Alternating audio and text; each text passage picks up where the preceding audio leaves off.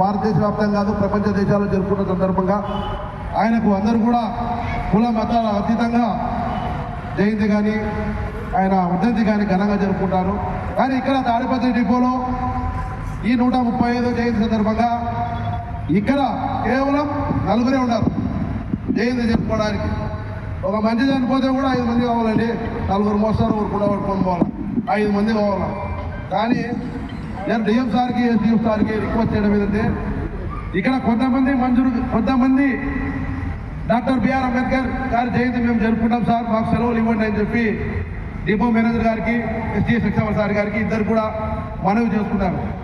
మరి కొంతమందికి నలుగురికి మంజూరు చేసిన ఐఎస్టీ సెక్షన్ గారికి మరికొంతమందికి శాంక్షన్ చేయనట్టు డిపో మేనేజర్ గారు కూడా నాకు వందనాలు.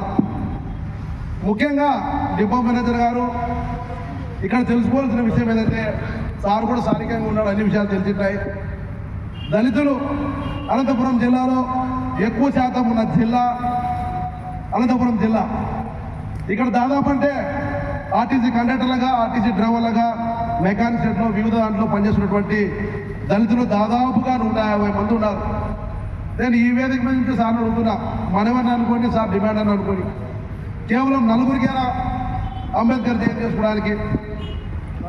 కండక్టర్లకు ఒక 10 మంది, డ్రైవర్లకు ఒక 10 మంది, మెకానిక్లకు ఒక 10 మంది, ఒక 30 మందితో ఇక్కడ జయంతి జరుపుకుంటే ఆహ్లాదకరంగా ఉంటుంది.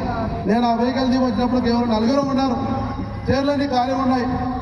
ఇది అవమానకరం సార్, తాడిపత్రిలో మా దళితులకు అవమానకరం. మీరు ఏమన్నా అనుకోండి, నేను చెప్తున్నా, నేను కూడా విద్యావంతుడిని, డిగ్రీ